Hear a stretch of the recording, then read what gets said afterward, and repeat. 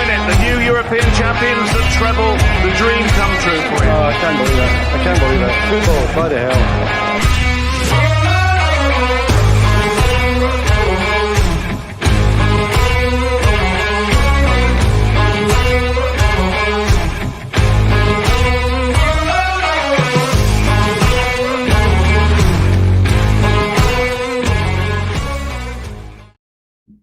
Hello, guys. Today I'm with Tom.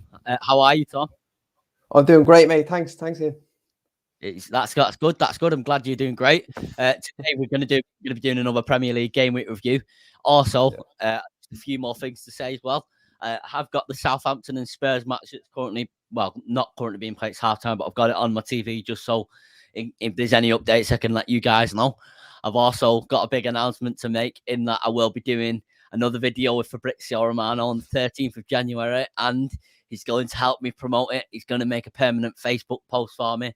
I know a few people that will be watching this eventually will already know that, but I want to say thank you to you guys for your support so far, and I'm hoping that this helps me boost my audience even bigger.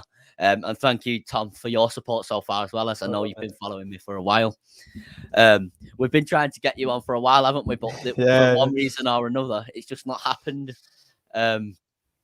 So despite a poor United result, we will try and be positive going forward in this podcast episode. We'll start with a result that we didn't really want to talk about, which was very eventful. Manchester City 6, Leicester 3. Now, I didn't watch this game. I had I think it was the Spurs. Yeah, I had the Spurs game on at the time. But I was obviously following the score. And I thought I think City were like 2-3-0 up. And then I think there was a comeback on, weren't there, at one point? Was it like that? Was it comeback after 4-1 and then 4-2 and 4-3? And we thought, the comeback could be on, but it didn't happen. Now, do you think these are clear runners for the title? Do you think it's theirs to lose? Oh, I think Man City are obviously, as Manchester United fans, we obviously hate them, but I have to respect them because they're just too good. Like every single season, the funny thing is, everyone knows how they play, and they still destroy teams. It's hilarious. And the great thing I love about Man City is every player scores. Like Laporte scored a header from a corner today, or yesterday, sorry. And like again, everyone plays well. It's hilarious. Like there's no standout bad performance like we do. We always have bad players. They always have consistent 7 out of 10 at least. Everyone. And if someone plays bad or gives a very average performance, because they've such great squad depth, they just swap them out for another player that's equally as good.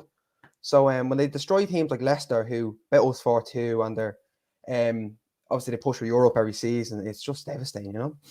It is definitely. It's horrible to see them doing so well, but like you said, they are so good, and we should be looking at their squad and thinking our squad's nowhere near it, and it obviously hurts to say that, but it's very true. And like you say, you've got players scoring from corners all the time. You've got like Laporte and Diaz. I think Diaz scored against Newcastle, and we don't have defenders scoring very often. I think the last defender that scored for us was Alex Telles during, I think it was during the Villarreal game. And how many corners have we taken? I keep saying every single game I watch with my uncle, I always say, we've still not scored from a corner. We've still not scored from a corner. And we've got to improve at that. We've got to improve it, sort of diversifying the way we score, just like City do, and diversifying what players score and things like that, rather than just relying on Ronaldo and relying on Bruno Fernandes, who, when they're not in great form, particularly great form, it doesn't always work perfectly. So do you think we are still a few years away from that squad depth, or do you think we're just a few players away? To be honest, I think Ollie, I know he's very controversial. Obviously, I know you're a big backer of him, and you always back him till the end. And I do disagree with that because I thought he's a bit out of his depth. But I really had that hope as a former player that he would bring us back to glory. But because we haven't played well in 8 years, to be honest. It's my opinion, but of course that's open. To be honest, I think bringing Rangnick, someone like Ralph Rangnick in, who has a fantastic background of building clubs up again, and he built the Leipzig or the Red Bull clubs, as you know. I think bringing someone like that in who can build a club, who's on their knees, and he could be the one that brings us back to, competing with the likes of Man City, Chelsea, Liverpool, and pushing for Champions League trophies because we haven't won one in so long. Last time we won one I was 5, you know. It's just so I'm 18 now, so it's just such a long time. But I think bringing someone like Ralph Rangnick in, like I was saying, I think we're we have a good squad. Of course, yesterday was. We'll talk about that later, but I think if with just a few signings and him moving upstairs after his interim role is done, I really push for a league or to challenge at least, you know. Yeah, I think you've cut out a little bit there. I think your connection cut out a little bit. No, it's no problem. It's not your fault. It's a very common occurrence on this channel that keeps happening to people. So it's not your fault. But yeah, I do agree, and I have been discussing this of like recent weeks in just how bad we were under Ollie, and this isn't like any like Ole Gunnar Solskjaer slander as what people could call it. Because as you and many people know, I was a very big sort of backer of Ollie and things like that. And make sure, I know there's 3 people in here currently, guys. Make sure you're getting in the chat because we've had no comments so far. But we were quite bad, and it isn't to say that Ollie was just shite or anything like that. Again, he was just out of his depth, and that's unfortunate. But I feel like because we were such low energy performances under the previous manager, and then the previous manager before that under Jose Mourinho, and then Louis van Gaal, it's going to take a lot of time for us to get used to a sort of high pressing, high gegen pressing sort of style of play. Now, obviously, last night, like as we're going to get into later, as you said, it was very, very frustrating to watch. It was one of the most frustrating games, in my opinion, in a while. In a good few months, in my opinion. But I do think it will take time. But I also think we've been bad for so long that we can't really expect much more from the players. We expected a sort of good manager bounce, but it wasn't really going to happen because of how bad we were. Do you know what I mean? We were on relegation form in a way, if that makes sense. So it wasn't really going to happen. In that way, in my opinion. But some of these players, they do have to sort of look up and sort of look at themselves and look at also other players that for rival teams and think, I'm not playing nowhere near to the standard that I should be competing with. Do you agree with that? Yeah, definitely. I think, I'll be honest, I don't have an agenda against any Manchester United player, but I think there's certain players that we have that get praised for just giving their efforts and just I don't want to name names, but I kind of have to in this way. I think Scott McTominay, for example, I think I love the way he gives his all for the club. He's passion, desire. I love it, but he just isn't a Manchester United quality player. I think it's easy as that. Now I know a lot of people say, "Oh yeah, but you're just naming one person." Harry Maguire, I think another one. There's a lot of players, Dan James in the past, that I think were really praised for playing just to their effort. Like they're just doing their best, but they don't have the talent to go along with it to be a Manchester United player.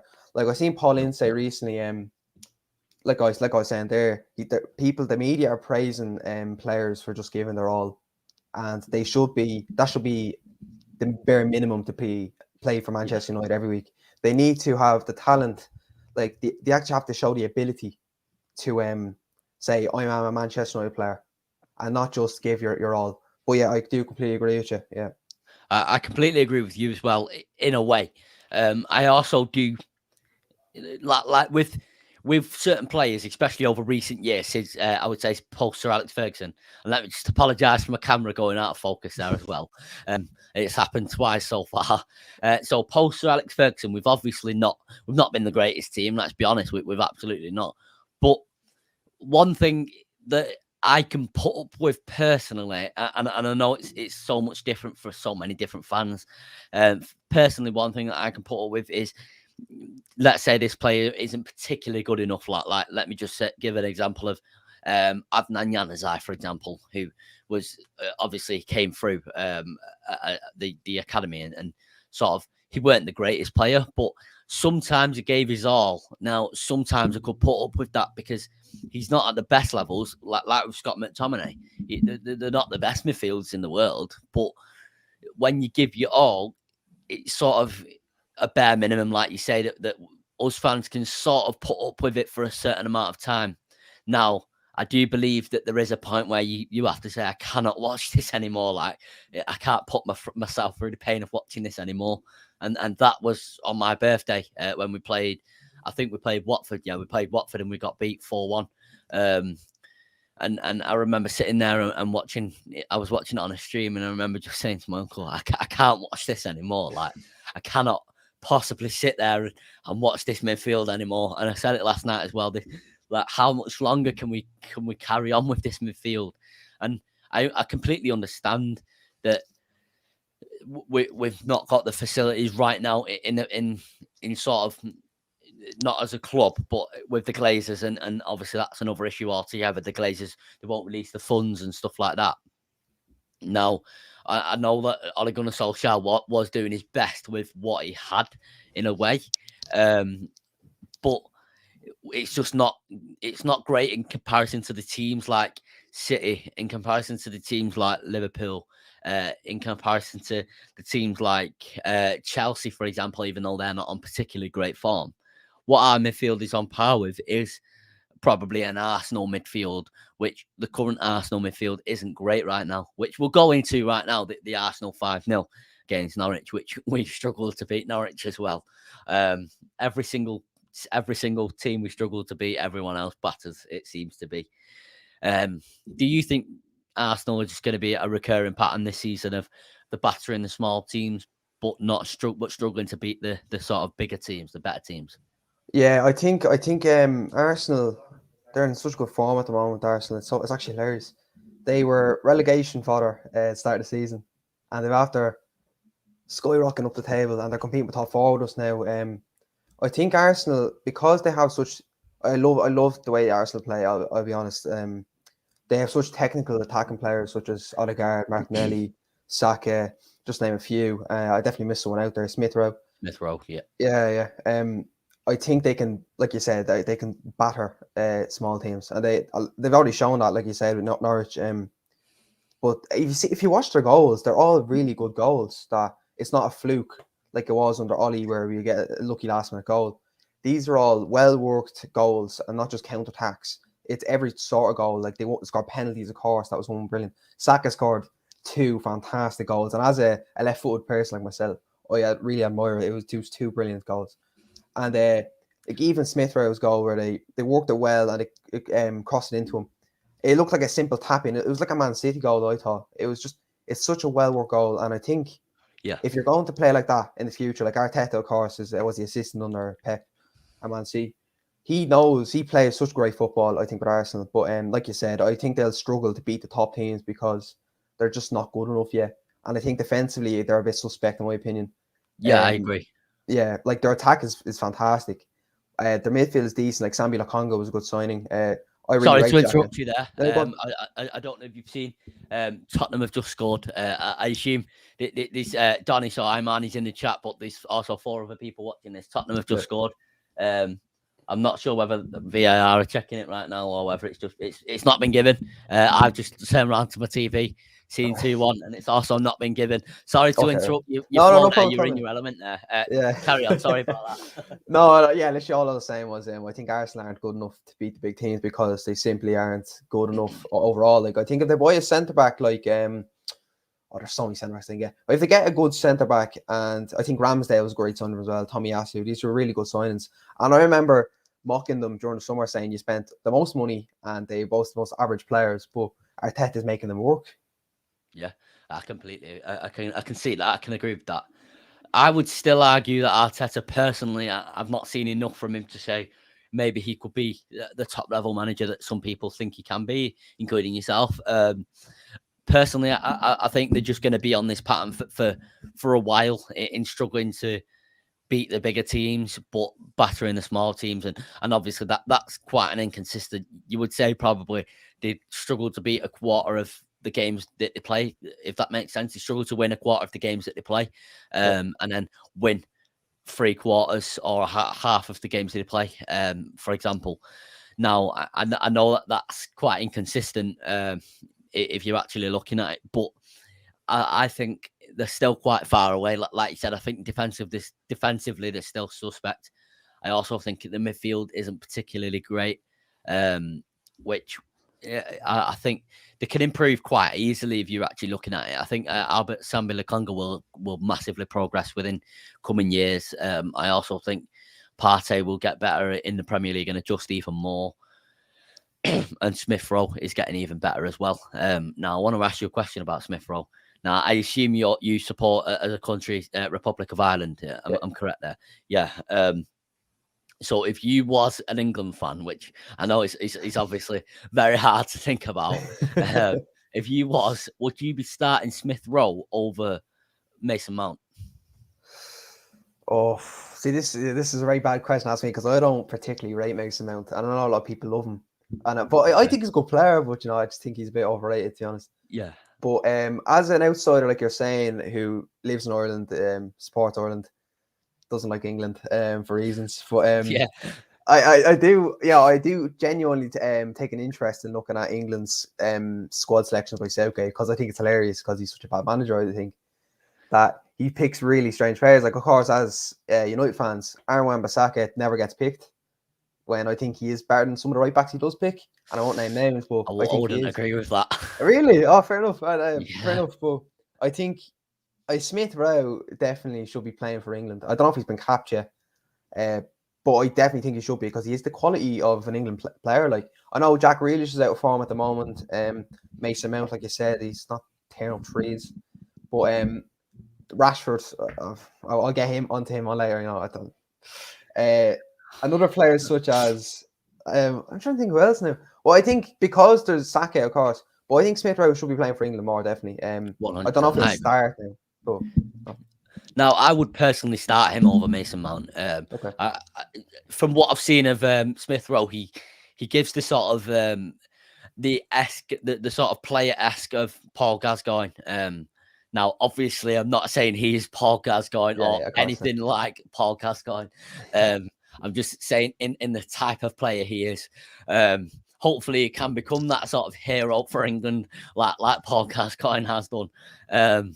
But yeah, I would personally look. I wouldn't have started Smith Rowe in the Euros over Mason Mount, but now I've seen them both, obviously, with Smith Rowe playing in the Premier League more as well. I would personally start Smith Rowe over Mason Mount. Now, we'll get on to the game that I watched on Boxing Day, which was Spurs 3, Crystal Palace 0. And I thought Spurs are looking a bit lackluster here playing against Southampton right now. I thought Spurs looked very good against Crystal Palace. I thought they were. I know Conte's style of play is sort of quite a defensive style of play, is what you could argue. Now, and I've always thought that, but they seem to be playing in a very fluid way in the sense of they seem to understand what the roles are and things like that. They all seem to understand what they're doing and what the roles are. And Kane and Son are now looking like they're going to be firing on all cylinders again. The first time that they both scored in a Premier League match, or the second time they both scored in a Premier League match this season, which isn't great for Spurs fans, but is also great because they're starting to get back on form again, the pair of them. Yeah. Now, do you think they're going to challenge us for top 4, or do you think they're just going to be inconsistent? To be honest, I think I'll be completely honest. I kind of wanted Conte as a manager when Oli was still here. That's how highly I rate him. I think he's definitely one of the top European managers. And if he can get a team like Spurs going, he plays. It's interesting because I was watching the game and Crystal Palace are such a good team. Like I really like Palace. They have great players like Conor Gallagher, Conor Gallagher, all these lads. They signed good players like Guehi. They signed in the summer. I think Vieira is a nice, exciting manager as well. They play good, like attractive football. They actually do play good football. But Spurs are dominant against them, and I mean their goals again were very good goals. Like Kane scored a good goal, Son scored, like I said, Luke Moore scored a header. It was a really good game to watch from an unbiased point of view, a neutral. I think they will demand consistency, because he is that demanding manager that they all have. I think. Sorry, you've just cut out there.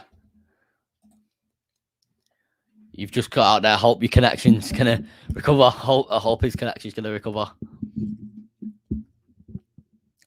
For you guys who, I know there's only a few people in here right now. Just while we're trying to get Thomas's connection back, there's an announcement that I already made at the start of the stream, but I'll say it again. Basically, I'm going to be doing another Fabrizio Romano video. I'll make an actual video as well about this. I think I'll record it now, actually, after this podcast. I'm going to be doing another stream with him, another video with him on the 13th of January. Now, it will be a pre-recorded video, and I'm going to ask you guys questions to suggest me, etc. Now, I'm going to send this link again to Tom, just to try and get him back in here. Fabrizio Romano will also be promoting it as well. I think your connection. Wow.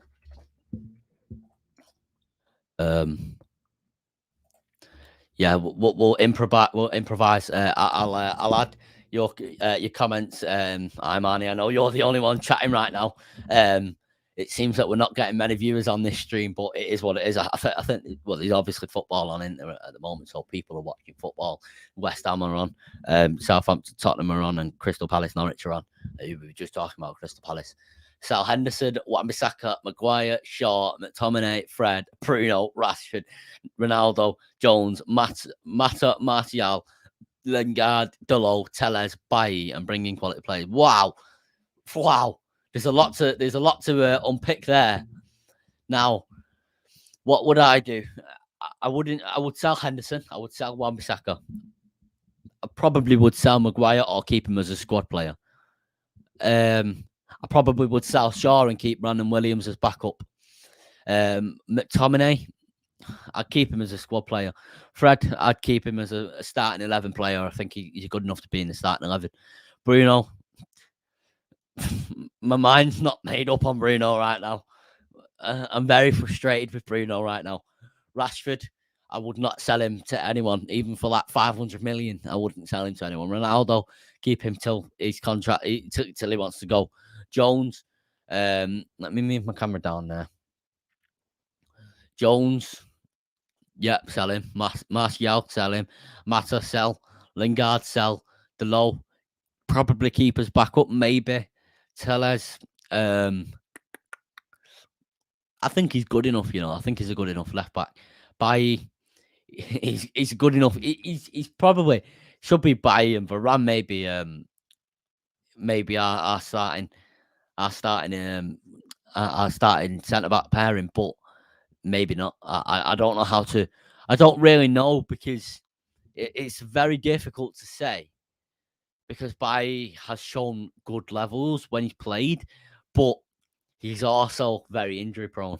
Smith Rowe's development has been excellent. Tom just said his computer died. He'll be back in 2 minutes. Smith Rowe's development has been excellent. Greenwood hasn't improved much since the academy, in my opinion, and that worries me. But Ranić loves him so much. Loves him so hopefully he improves Greenwood's all-round game. I'll always believe in Greenwood. I love Greenwood. Right, Tom's back. Let me just sell Bruno, really, from a Man City fan. I don't think that's a good idea. Arnie, you can give a counter argument to that. Are you all right there? Yeah. Is your connection? I think your connection's still cutting out a little bit. Can you hear me? Yeah. Can you hear me? Yeah. Sorry about that. Sorry. Yeah, sorry about that. No, you don't have to apologize. It's fine. It's a common occurrence. Connection's cutting out on this and stuff like that, and computers dying and things. So it's absolutely no problem. We were on to Crystal Palace though, who currently are actually beating Norwich 3-0. Now let me check. So Odsonne Edouard scored a penalty. Mateta scored in the 38th minute, and Schlupp scored in the 42nd minute. Now I know it's only against Norwich, but Crystal Palace seems to be putting great performances in against most teams. Now I know we were just talking about Spurs battering them 3-0, but Crystal Palace to me seem like they can maybe challenge for Europa Conference League. Would you agree with that, or would you say that's just a large push at this point? Yeah, I think that's a bit overly ambitious, but I definitely back someone like Crystal Palace to do that. I think they're like I was saying earlier before the connection issues. I genuinely think Palace are a really good team, especially watching Yeah. it. They're very. If I was to recommend like a new football fan who to support the Premier League, I'd probably say Palace at the moment or Leeds. I think Crystal Palace plays such entertaining football, and they like. I just remember now that Benteke is getting amongst the goals now. Yeah. Ayew, Zaha, Eze, Elise, Gallagher. They have such like brilliant young players. And I think Premier League clubs will pick them off one by one. But yeah, yeah, there'll be challenges. Yeah, but no, I think they could push for 10th in the league. But I wouldn't go put past them to get 7th. You know. No, I wouldn't. I completely agree. I think they play very entertaining football. Pineapple says, hi, Pineapple. I hope you're all right. I think they play very entertaining football, and I think it looks like Patrick Vieira is really building something, and it's something that I keep speaking about on this channel week after week. And it really does look like he's building something very special there. And I'm not saying special as in they're going to be world beaters, that they're going to go on to win things and things like that. But there are a lot more with Roy Hodgson's team. You had a very solid system, a very, you know what you're going to get. Sort of, it was a very well drilled system, and like that. That's not to slate Roy Hodgson. He kept them in the Premier League, but it looks a lot more exciting for Crystal Palace and Crystal Palace fans right now. And they bought, obviously they got Eze under Roy Hodgson, and he's a good player, and they've bought Odson Edouard. They bought, I can't remember the other guy's name. Is it Elise? Is it Elise? yeah, Elise. They bought him under Patrick Vieira. I think they've made a few other signings. That they've also got Conor Gallagher, who I remember saying at West Brom. I'll always keep pointing this out on the channel because what a spot it was from me. I remember saying at West Brom, he's a diamond in the rough. He's sort of he's a good player and can play for a good Premier League team. Now, do you think Conor Gallagher will manage to get back into the Chelsea team, or do you think he should go back to Palace? Oh God, I've actually thought about that before. You know, I think Conor Gallagher. The funny thing about Chelsea is they recruit so well that I don't know if he'll be able to push his way back in the team because their midfield depth is unbelievable. They have Loftus-Cheek, who I don't particularly rate, but Matej Kovacic, Jorginho, Kante, Mason Mount. They have really good squad depth there. And I think if they sold one of them, or Ross Barkley as well, I forgot about him. I think he's definitely Chelsea quality. I think give it a year or two and he'll be probably one of the best centre midfielders in the league. And I heard you say that last week, I think. Yeah, and I completely agree with you. Yeah, he's so good. And that's the great thing about Chelsea. I think they have the best youth system in the world. The youth players they bring in are such good quality, and like Gallagher has so much potential, and that's just one Chelsea academy player. Like they sold Tomori to AC Milan last season. Lamptey and you've got Livramento and obviously Reece James and Mason Mount, and I know you don't particularly rate Mason Mount, but they have just won the Champions League. You know what I mean. And they've got like obviously there was a time when we had the best academy in the world, and that was built. That was obviously primarily built by Sir Matt and Jimmy Murphy.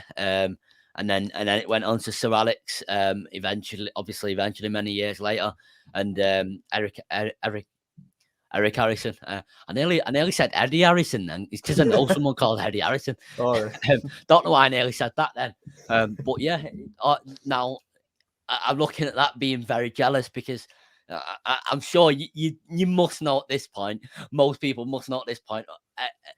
A Chelsea product who I really want is Tariq Lamptey, who came through Chelsea, and I really, really want Tariq Lamptey, and I really want us to bring these academy products through more often.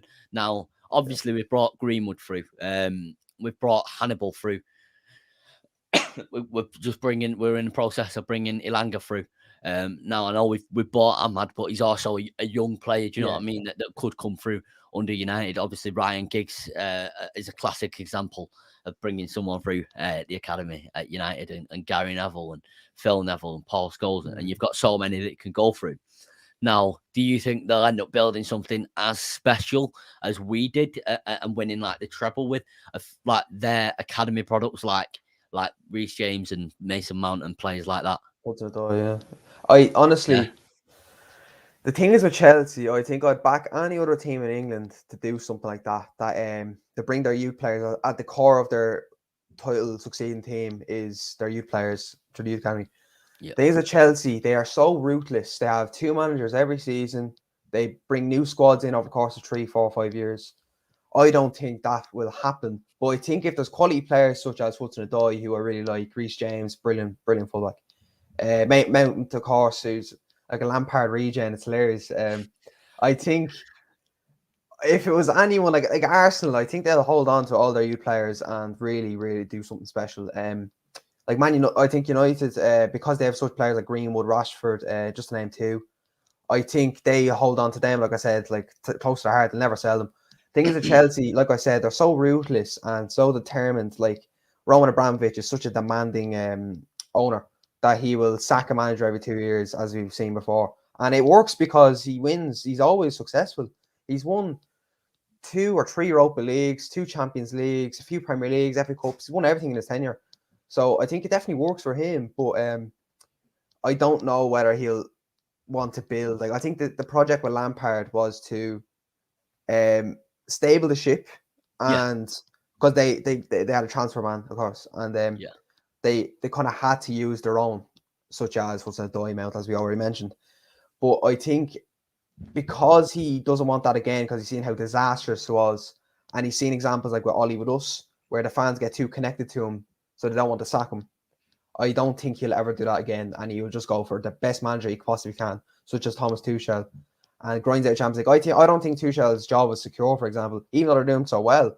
They probably win the league this year. They definitely compete. But I think in a year's time, Tuchel will be sitting on his couch watching Chelsea play because he won't be the manager because he's just so demanding. They're so ruthless, and in a way, I'm glad we're not like that. Now, I'm not going to get baited by Pineapple trying to bait me there. Obsessed with Lamptey. CFC Freddie says hello, Freddie. I hope you're all right. We are literally about talking about Chelsea and about to talk about Chelsea, as I know, obviously, you support Chelsea. Now, obviously, they've just beat Aston Villa 3-1. Chelsea. Now, Jorginho, I think I saw a stat, he scored something like 25 goals for Chelsea, and 19 of them have been penalties or something like that. And he is the penalty merchant. But one player I want to ask you about is Lukaku, and I want to get. I seem to ask quite a few people about Lukaku because, in my opinion, he's a goal machine. Undoubtedly, he's a goal machine, but he never really suited the way we play or the way we want to play and wanted to play. And I feel similar to Ibrahimovic as well. That didn't really suit. And just watching Lukaku at Chelsea recently, and it's going to sound like really stupid to say, but I'm not sure his current style of play suits the Premier League. And I'm not sure. I feel like you've got to be involved in so much more of the game and help control the game in the Premier League. Rather than just scoring or assisting. An example of that is Bruno Fernandes, who a lot of our fans, and me included, are frustrated with at the moment.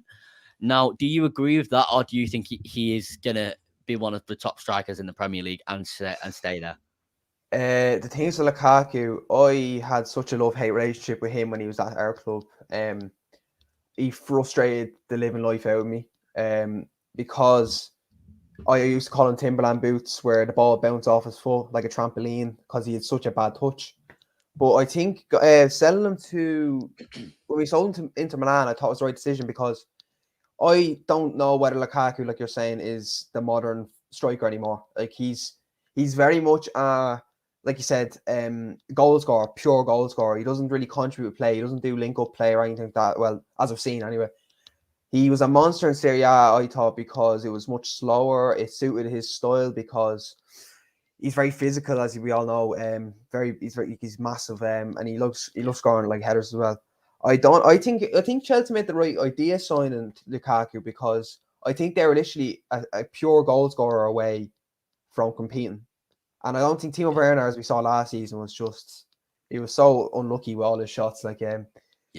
Yeah, like we all take the piss out. Memed him, didn't we? With all of it. Yeah, exactly. All of us. Yeah, but I think Lukaku was a really good signing. It was either him or Haaland, and I think I prefer they got Lukaku, obviously, because Haaland's such a good player. But I think Haaland is the right suit for them. I just like he scored, like we've seen that he looked like Cavani with the movement there yesterday. It was brilliant, and he got the obviously it looks like such a simple goal, but obviously he moved so much in there to get away from his markers. But I think Lukaku definitely still has a bit of that. I think he still has that ability to play for a top league like the Premier League and win something. But I just don't know if in a few years' time he'll be still that modern striker, because I don't think he is anymore. I agree with you. Freddie says a back two should to stay for a couple of years. That's an interesting one, because obviously a lot of us, a lot of us football fans, especially on Twitter, like to call him that name that I'm not going to say on YouTube because I could get banned. But very defensive football, let's just say. Jorginho. Well, is it which one? We always have this argument, me and Freddie. Is it pronounced Jorginho or Jorginho? I say Jorginho, yeah. Jorginho. I always say Jorginho personally. Donny with the laughing emojis there. But I want to get on to Aston Villa as well. Now, I think they've lost 2 or 3 games under Steven Gerrard, which we obviously want them to lose every game under Steven Gerrard. But do you think realistically they're going to be building something there, or do you think this is just a stepping stone for Gerrard into going into the inevitable Liverpool job when Jurgen Klopp does leave Liverpool? I think it's a bit of both, to be honest. I think he's playing like he played on the Rangers now. I'm not a big fan of Rangers. I'm much more of a Celtic man as an Irish person. But I really admired the way he played with Rangers. He played very similar to Klopp, I thought, with his fullbacks, always evolved the attacking play. And he's going to do that with Matty Cash and Target. Like, Target scored. Well, he technically scored yesterday. Or I keep saying yesterday, the day before. Matty Cash, I really like him as a fullback. I think he's really good. But I think he'll play very much like Liverpool, actually. And like you said, it will be a stepping stone, but I think he will build something at Aston Villa, because Aston Villa, I really like Aston Villa. I really like them because they've history, which is a great thing. But they actually have a really underrated squad. And like you're saying with Crystal Palace pushing for Conference League, I think Aston Villa could do that because they're on a rich vein of form at the moment. And I know you said they lost a few games, which I haven't realised, because I think they're all like only by 1 goal or something. But they are playing really well at the moment. I think Aston Villa could push for that in next season, maybe when he gets back by the board, because I know Aston Villa have rich owners now. But I think it's inevitable that he goes to Liverpool after Klopp's contract runs out. No, I agree with you there. I do agree with you. It does seem like again, like you're saying, it will be a bit of both, especially as obviously Dean Smith, he did leave them in a little bit of a mess in them losing, was it 5 or 6 games on the roll? And Jack Grealish. And Jack Grealish leaving as well, which they could have done. I assume Steven Gerrard will have preferred Jack Grealish to still be there, but he probably will have had a few thoughts about that, thinking, imagine we still had Jack Grealish, but obviously he's not there and he's not doing well with City, which is great for us. Oh, of course, But we'll go on to West Ham 2, Southampton 3 now, who have currently got on my TV, Southampton, and they're currently doing well. They're holding Spurs to a 1-1 draw in the 78th minute currently. Now, I don't know about this, but I've seen a few West Ham fans debating whether David Moyes should go. Now, I think this is absolutely scandalous. Absolutely scandalous.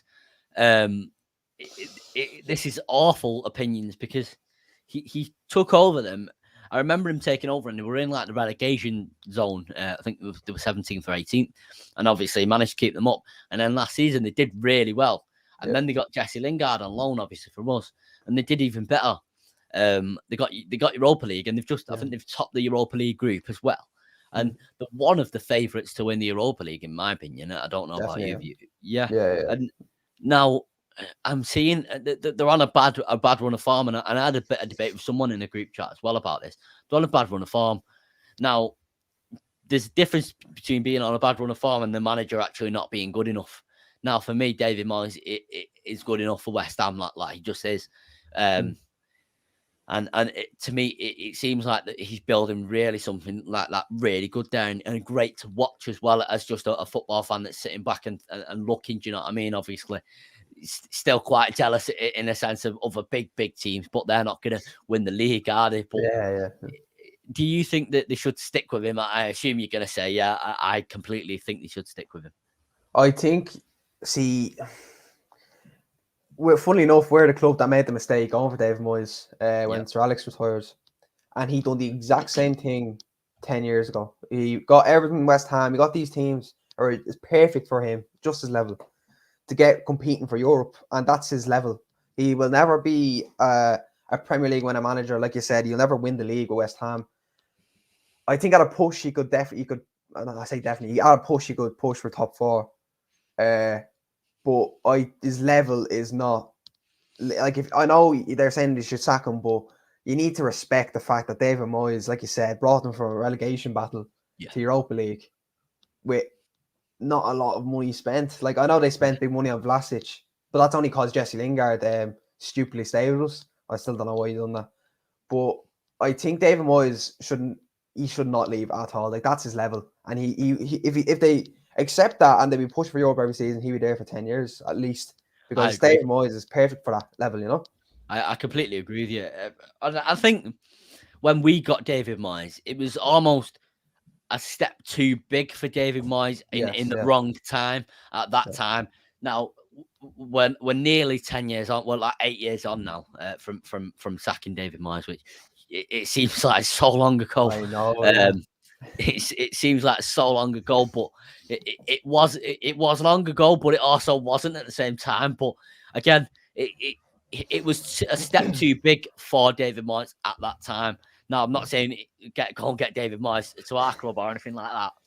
But again, like you're saying, this level seems to be perfect for him. And they are on a bad run of form, but it doesn't mean that they're going to have a bad season. They started very well, and I think they will pick up that form again. Do you agree with that? I'd say so, yeah. I don't know if they have any injuries or not. Sorry, I haven't watched them recently enough in the past few weeks. Probably since the Chelsea game was the last time I've seen them, which played really well in. The thing is, with West Ham, they're very similar to Palace and all these teams, like I was saying, and Aston Villa. They've really good players. Like, they're definitely good play. Like Jared Bowen, I really rate Jared Bowen. 100%. Oh yeah, and Michael Antonio as well. He just nicks goals, and he's just perfect for that. I absolutely love Antonio. I'm sure you've heard me talk about him before. Yeah. I always compare him to Anthony Martial, who obviously he's not been on the greatest of form for over a year now. Yeah. And for me, I always say Antonio is a nightmare to play against as a defender, because he's such a mobile player, always moving around all the time.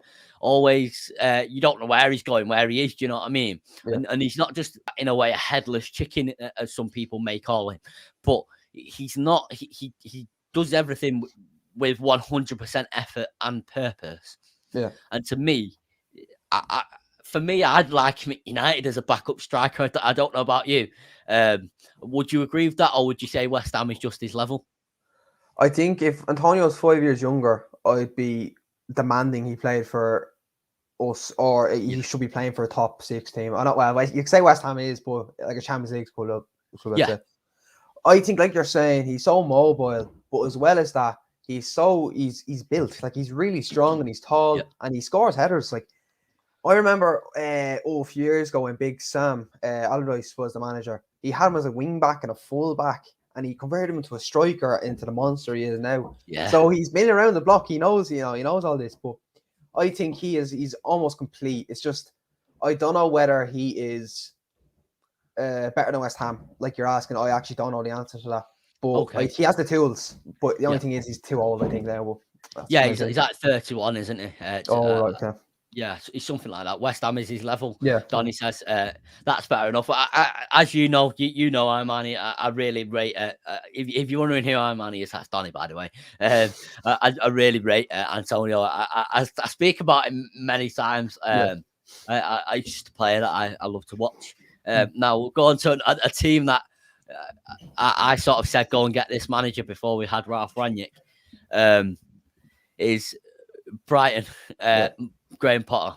So it's hard for me to back Graham Potter and say he's still a good manager when they hadn't won in 3 months prior to 2 days ago. Now they've just beat Brentford, which is actually a good win for Brighton. Yeah. A 2-0 win. Now the goalkeeper was the man of the match, though, and I know they struggled to pick They struggled to pick wins up at home last season, and they managed to do that 2 days ago, which is a good achievement for them in a way that hopefully they can push on from there if you're a Brighton fan or whatever. Now, do you think they're gonna get? Do you think they're gonna get worse, or do you think they're gonna pick up from there? I agree with you. I always agree with you when you talk about Graham Potter. I think he is a really good up and coming manager, and I still back him. I really like him as a manager. He's very modern as well, and he's very young for the manager. I think he's only 35 or 4. He's really young for a manager. Yeah. But I think Brighton is the perfect club for him because that is the exact club that need like a modern manager that can revolutionize them and push them and keep them in the Premier League first of all, which they kind of established that already, and push them into mid-table. But I think Graham Potter, I thought he was going to go to Spurs, to be honest. I thought that was going to happen, like definitely. Until obviously they sacked Nuno. But I think the thing with Brighton is I don't know whether they'll improve or not because their players seem very limited now. Yeah, I like Basuma. I like Enoch and Waipu they signed in the summer. I like Neil Maupay. Now he's a bit of a shithouse. You know, don't excuse my language, but that is exactly what it is. Fine, don't worry. Oh, really? Okay.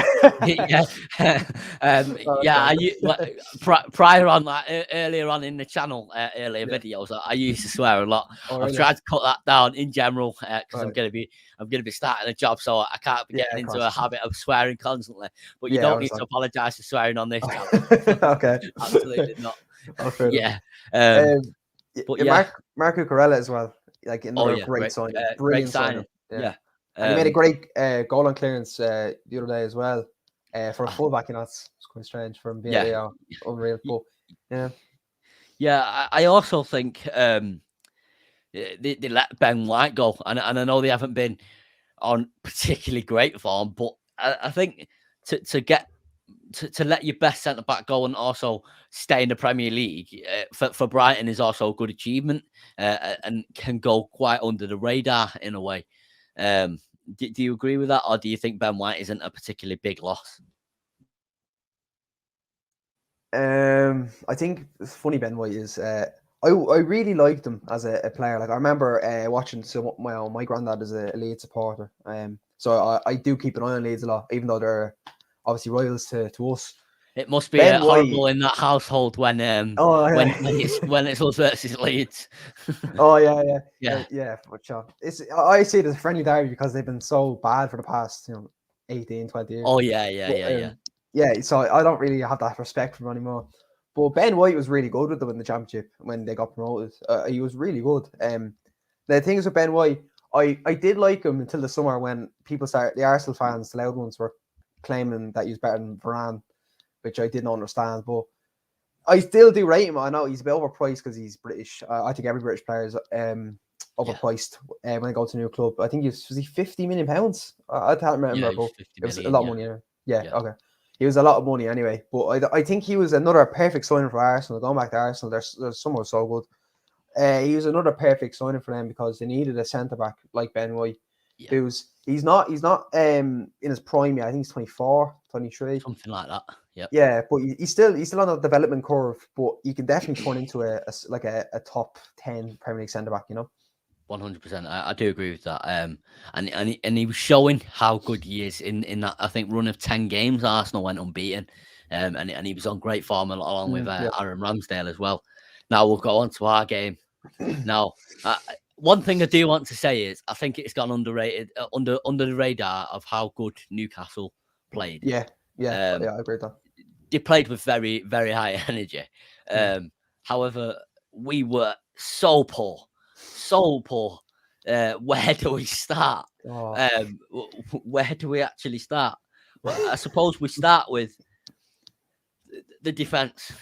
Now, to me, as I mentioned this very briefly to someone who I was talking to a few months ago, and I was saying to her this Raphael Varane, because her favourite defender for us is Raphael Varane, and I was saying he doesn't seem to have settled in properly yet. It's been very stop and start due to injuries, due to how bad we've just been in general.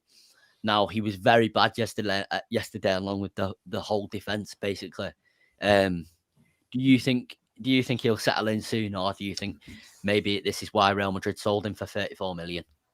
To be honest, I think I always loved Raphael Varane, even Yeah. when he was linked to us when he's at Lens and Real bought him. I really, really like him, and I've always kept an eye on him because he's one of them players where you just have I can't explain it. I really Like a liking soft spot towards. for him. Yeah, exactly. Yeah. Yeah, Yeah. I always had that for him, and I really liked him. And a lot of people taking the piss out of him. Say Yeah. I've always loved him. He's always been a stalwart for Real. Him and Ramos were together for years, so it was. But he's perfect for a centre back. I think he's quick, he's strong in the air, and he's actually the right age. I think he's 27, He's the same age as Maguire anyway. 28, I But think. yeah, 28. Yeah. I don't think he has settled in right, but like the first few games he started, he was phenomenal. Like Van Yeah. Dijk kind of presence, it was ridiculous. He was playing like he was there for 10 years in the Premier League. Like as Yep. easy as. Of course, like you're saying, injuries have kind of made it a stop start for him. I think he will definitely, but I don't know if he'll settle beside Maguire because I think he's a far better than centre back than Maguire. I don't know if Maguire's the right partner for him. I agree. Now I will always back Maguire because last season when Maguire was injured at the end of last season, I remember a lot of us said this is why we missed Maguire. We were struggling in defence. Yeah. I'm not saying Maguire is shit, which a lot of people are saying he's just shit. But I don't think that he was good for us, good for England in the Euros as well. Yeah, he was. Yeah. I'm not sure why he's performing so badly for us. Whether that could be the captain, whether the captain putting too much pressure on him, like the captaincy putting too much pressure on him, sort of thing. But I'm not sure. Now, £80 million for Harry Maguire is absolutely awful. I do know. I think Ralph Rangnick did mention last night. I'm not sure if you've seen this. Victor Lindelof would have started last night. However, he got COVID. And we know that he's not been well over the past few weeks as well. Yeah. So hopefully he does get better. And hopefully he recovers from having COVID, which sort of I can understand why Maguire is playing obviously as a centre half. We've got no other option really. We've got Bailly and Phil Jones, but will they both get injured? Do you know what I mean? So I can understand why starting, but our best centre back partnership, in my opinion, is Victor Lindelof and Raphael Varane. Do you agree with that? I think Varane is definitely cemented as one of the partners. The thing is with Lindelof, I really, really rate Lindelof, and a lot of people hate him, and I think he's very limited. Sorry. Yeah. I think his passing range, his distribution is phenomenal. Like an 80-yard pass, he can just ping it. The amount of I'd love to see a stat. The amount of assists he has to Rashford kicking the ball over the top, and Rashford scoring 1-on-1s. The thing is with Lindelof, I think he's a bit. Yeah, like he's done it so many times. I think the thing is with Lindelof, I don't like him in the air, like early. No, yeah. He gets bullied. He gets bullied in the air. Yeah. But I think the role of Maguire as captain, he should be taking that off Lindelof, and he should be like Lindelof's be the spare man almost, and he should be marking the dominant striker. That's why I don't like Lindelof. That's why I think Lindelof's a very much of a Serie A La Liga centre back, like a Napoli, Sevilla. I think that's his level. Like he's perfect for that. He's great with the ball as well. If you'd have asked me last season, I would have actually agreed with you, but my opinion's changed a lot on Victor Lindelof. Okay. I think it changed in the last home game. I can't name to you the exact. I think it was Crystal Palace. I know we've not been at home for a while, but Victor Lindelof performed very well. Now, I will personally say Lindelof is good enough for us. If you'd have asked me last season, I would have said absolutely no chance. He's rubbish. Yeah. But I personally do think Lindelof is good enough. Now, I want to ask you about Telles as well, who there's a lot of debate going on about Telles. I think Telles is better than Shaw, who my opinion's also changed on. What's your thoughts on that? Oh, things with Luke Shaw. I get all my friends are Liverpool fans, like all of them, and I have a cousin that's a City fan as well, and they always joke about Luke Shaw being overweight in this. Yeah. I have always loved Luke Shaw, and he's my favorite player. I think he is. Last season, he proved a lot of people wrong. I mean, I think the entire fan base wrong. Yeah. And I always stood by Luke Shaw. Him and Martial, like the ones I always stand by. You know, I love them. Luke Shaw I think he's still ability-wise one of the best left backs in the world. But I know he's not been great since the Euros, and neither is Maguire. But I think Luke Shaw is better than Tellez. Now, I give all credit to Tellez. He was fantastic recently. The last game he was fairly poor, I thought. But Tellez is a very good backup left back, and he definitely. I think if we didn't sign Tellez, Luke Shaw would be very average, to like the way he always was. I think Tellez kind of pushed him to the limit. Similar to the way Brandon Williams done it under Ollie in the first few months with him. Yeah. I think Luke Shaw is definitely Man United standard, and I think he's better than Tellez, but I think Tellez, for example, Tellez is definitely more attack minded, like he's pinpoint crossing. No, free yeah, kicks, I agree with everything, that. you know? Yeah, and that seems to be the modern way of playing. If you're going to sort of name it in a way, the attack minded fullbacks. Spurs has just finished now. Okay. I know. Was it 1-1, yeah? Armani, 1-1. Armani said it before me. But because I've got Amazon Prime Video and it's always a little bit behind. I'm not sure why they have it a little bit behind, but it's always behind. But yeah, it finished 1-1, which is good. Now, okay. For me, I would personally, again, you're a person that's always stick by Luke Shaw. And if you're asking like my uncle, who's also been on the podcast before, he's always stuck by Luke Shaw. Even before the injury versus PSV, and always rated him. And I was sort of the opinion, yeah, he's a good player, but he's just not our quality, United quality. Now, last season, obviously, we're all like hyping him up, Luke, Sharberto, Carlos, etc. But this season, it's hard to say because, like, who has been good this season, bar Ronaldo and De Gea?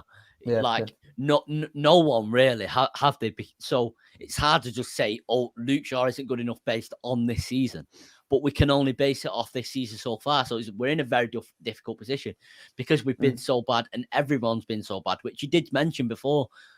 City always have consistent performers and consistent players that they're always consistent. When we perform badly, pretty much everyone performs badly, as we've seen again, another example last night. Now, obviously a burning argument which is going around the fan bases. What is our best midfield that we have to hand right now? Obviously, hopefully we buy a midfielder in January, but that we have to hand right now. What is our best midfield in your opinion? It's definitely McTominay and Fred. I think that's a given. They have been so bad under Ollie for the past 2-3 years.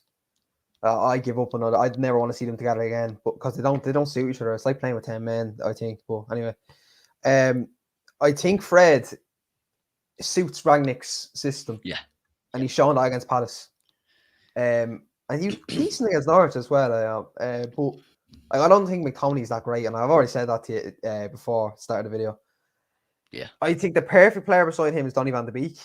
But for some reason, there's a lot of people in the fan base who don't like him as a defensive mid or a box-to-box. They want him attacking. And like almost rivaling Bruno. I think Donny is like perfect for that. Like his tackling ability is very underrated. He shows leadership. He's very creative. He's a product of the Ajax academy. He plays 1-2s. You see all the time. He does really well when he's in the attack. He's very intelligent as well. As a footballer, obviously. Definitely. It's great to see how good he is, but it's also upsetting to see that he's not getting much game time now. For me, I'm going of the opinion last night that we probably had 3 training sessions maximum within the past 2 weeks because we had a COVID outbreak and the league, the uncertainty surrounding the league has been so vital, sort of to players and captains, etc., and managers. Now, do you think Ralph Rangnick's sort of starting 11 last night was based on who had COVID and who didn't? To be honest, because they're very secretive over who got it. Like the only player I know who's got it is Lindelof, and because he said it before and after the game. The thing is with Ralph Rangnick's picking of teams recently, I've given everyone a clean slate, as in terms of, all right, I thought the coaching was so bad under Ollie that everyone can, like, it's a clean slate, like I said. Yeah. But it's already been proven to me that the players don't want to play under that system because it's too high intensity. And De Gea said that as well. Like, he didn't say he didn't want to play. He said it was very high intensity. I don't know whether it was based on, but I didn't realize he said that about Lindelof. He would have played if he didn't have a cold. which is I didn't know that. Yeah, like I was saying, but Yeah. I don't know whether he's picking the team because he's only been here like 3 weeks, that he's picking it and then he'll start doing his own thing in the future, or is this genuinely his team? Because he's still playing McTominay and Fred together. Yeah. He's still playing all these. I'm surprised he dropped Wan-Bissaka actually. You know, I suppose that and Shaw, and but he seems to be picking a very similar team like Carrick and Ollie were doing. So I don't know whether if it was down to COVID or he's just picking his own team. You know. I agree with that. Obviously, we don't really know, but again, he's not been here that long. It's going to take time. But one thing we've got to speak about, and me and Imani have been speaking about a lot, is the vocal sort of vocality of our team and how it's being used. So again, Gary Neville mentioned it last night. There was a lot of moaning to the referee, a lot of whinging to the referee, and let's just say, for example, we play Atletico Madrid in not that long. So is it around a month and a half at this point? Yeah. So if the players are constantly moaning to the referee, which is a weak mentality, it shows a weak mentality. And Mourinho spoke about it a lot on the Spurs All or Nothing documentary, in the sense of you've got to get over these emotions very quickly to be mentally strong in the game and psychologically strong in the game and sort of be a shithouse in what you would call it. Now, our team doesn't seem to be that. We seem to have a very weak mentality. Do you agree with that? And do you agree that we'll struggle against Atletico Madrid, for example, if we carry on like that? I think our team's definitely lacking a winner's mentality more. Yeah, or so. Exactly, yeah. That's why I was I don't want to say it, but I'm going to say it anyway. I would have liked England to win the Euros because we had Luke Shaw and Maguire. They would have got that kick, if that makes sense, of winning something. Because we haven't won anything since the Europa League under Mourinho. About 4 years ago, was it? Yeah, that's 4 years. Yeah. And we've gotten to, how many semi-finals have we gotten to and we bottled, or finals have we bottled? 3 or 4 recently. Yeah, definitely. At least I think it was, it's a lot. It's too much. Yeah. And for a club like Manchester United, who are the most historical club in England, I don't care what Liverpool fans say, they have won 20 Premier Leagues, 3 Champions Leagues, and they've won countless other things. Yeah. I don't know if we even have a Champions League winner in our squad. I know, obviously, we got Varane and Mata and Ronaldo, of course. But other than that, there's not, no one's won a Premier League for them. David De Gea and Phil Jones are our only Premier League winners, along with Matic, of course. Does that not say that we're very weak mentally anyway when it comes to winning things? But other than that, our team is the most inconsistent team in the league for the past 3 years, I think. We could, on our day, we could beat anyone.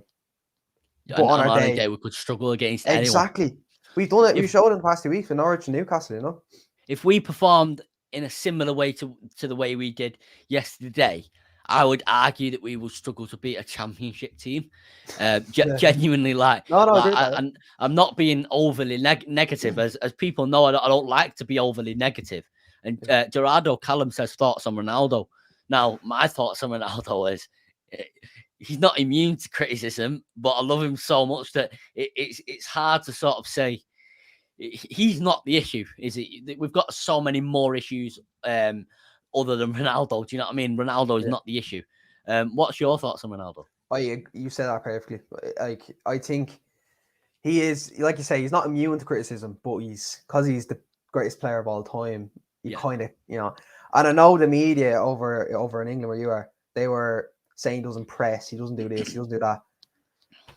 He scores. If we didn't have Ronaldo and De Gea, we'd be bottling it. Where would we be? Would we be this season? Where would we be?